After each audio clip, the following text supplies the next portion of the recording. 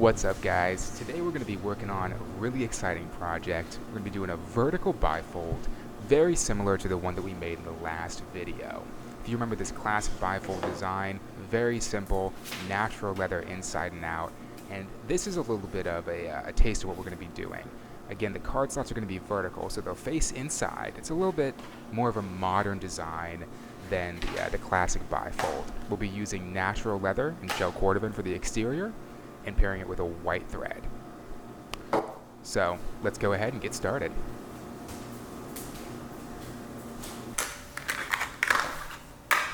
To start off, I'll go ahead and refresh the blade for my X-Acto knife to make sure that we can get a really clean cut on all of the pieces.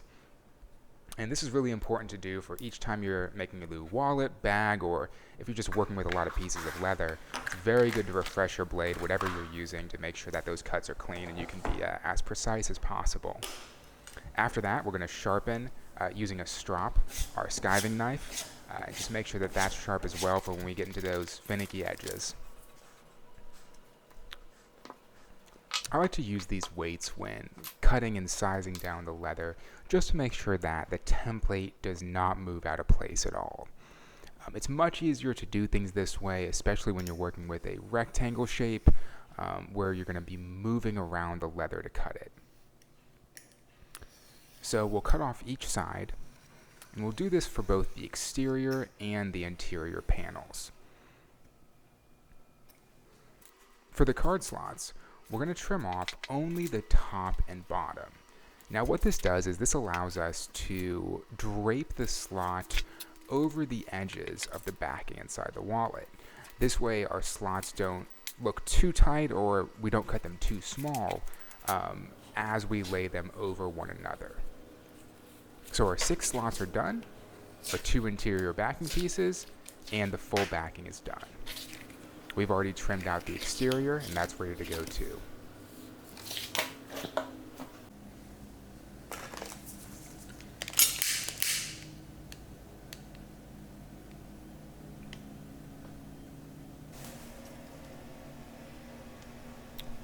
For all of the details on the exterior and the backing of the interior of the wallet, I like to make sure that I take care of this beforehand.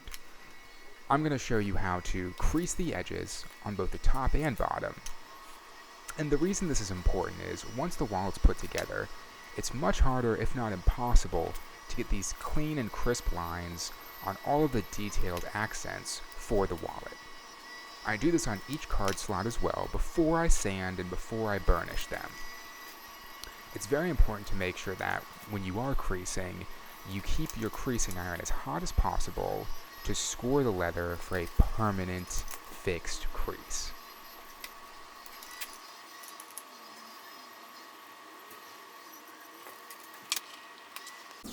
Once finished, I'll go ahead and sand down each one of the card slots.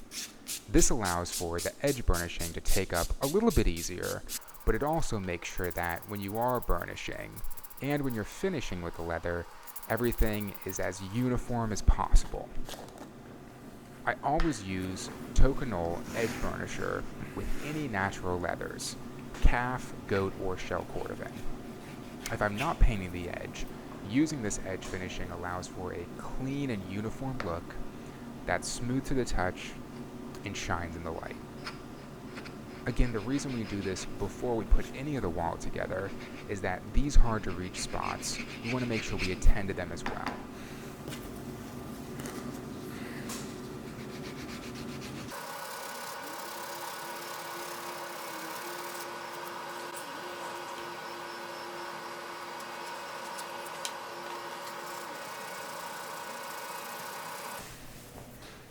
Once I finish the interior and the card slots, it's time to move on to the exterior. Burnishing and making everything clean, sharp, and uniform on the outside is the next step.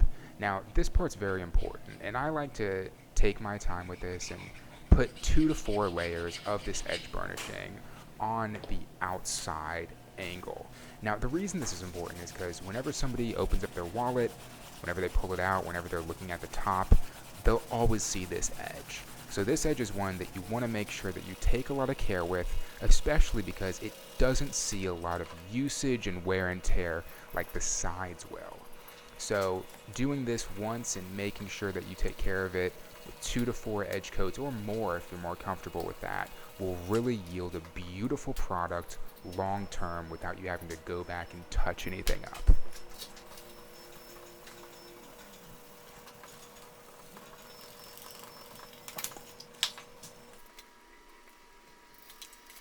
Once all the finishing is done, I like to go ahead and mark all of the lines for the card slots to be placed on the backing. After this, I'll go ahead and glue each slot at the top and then going down to make sure that we have enough room for the bottom slots and that we can stitch a very clean closure on the back side of each slot. Once the glue is dried, I take off the clamps. We'll trim down the edges, and then I'll show you the process of scoring the leather, marking holes, and then stitching the bottom of the slot to ensure that no cards can shift around or fall out of that bottom.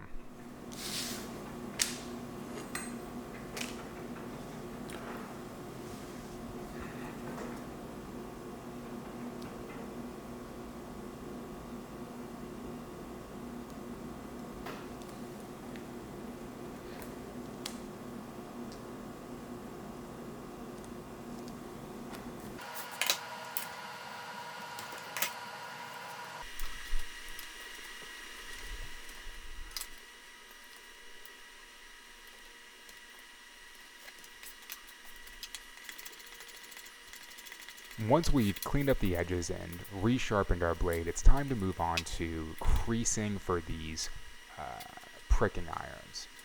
What we're going to do is use the wider edge creaser tool that we have. This is not the finishing tool that we showed before.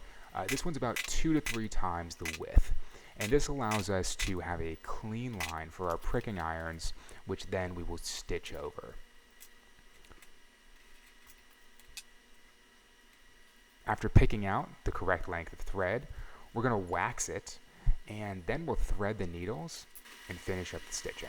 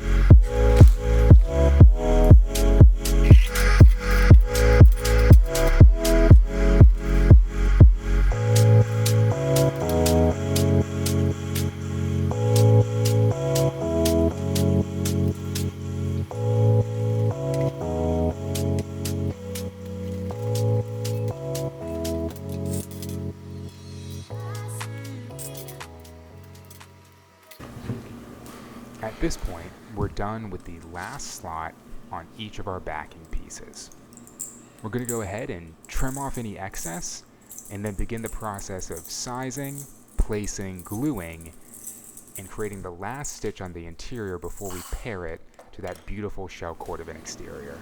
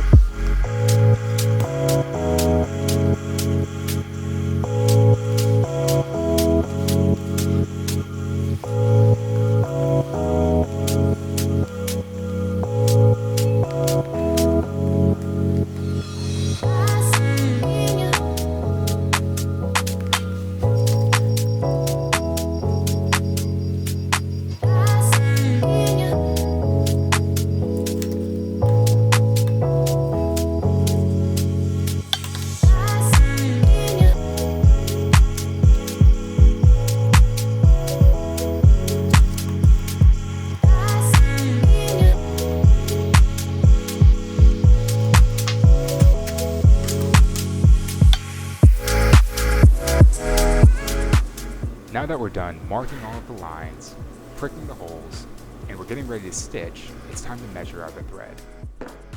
What I like to do is use a little bit excess. Typically, if it's a standard bifold like this, I'll measure out a couple more inches just to account for the thickness of the leather and tying off the ends. You never want to stitch too short or have to stitch twice when you're doing these outside panels, just to maintain consistently and get a cleaner finishing touch when you're at the end of the thread. Now onto the burnishing step. For the sake of time, I skipped over the cleaning up of the edges, the sanding and cutting out some of these excess hangover pieces. So right now I'm going to show you the process for putting on the edge burnishing agent and then finishing up those outside edges. Just like we took a lot of care with the top panel of the back piece, you want to make sure you do the same with the exterior edges.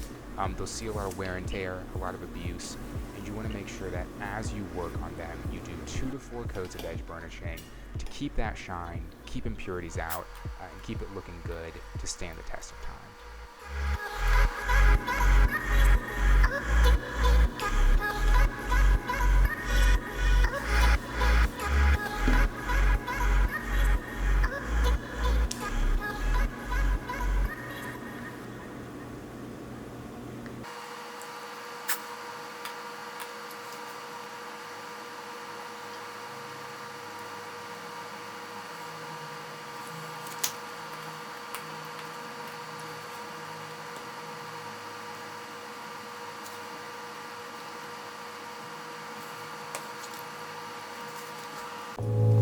At this time, we're going to go ahead and finish up the decorative edge creasing on the interior of the wallet, putting that last finishing touch and watching everything come together.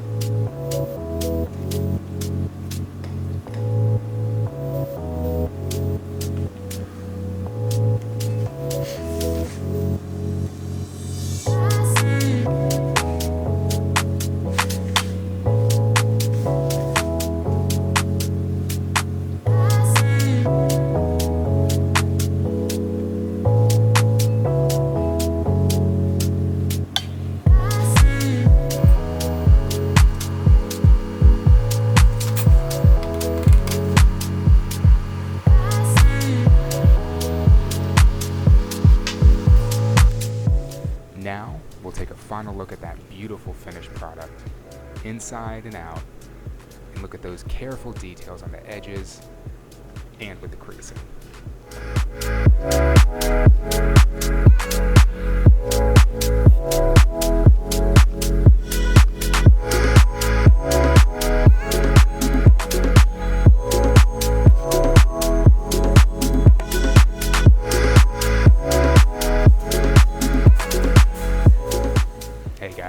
Thank you so much for watching the video and taking the time to see this beautiful wallet get put together.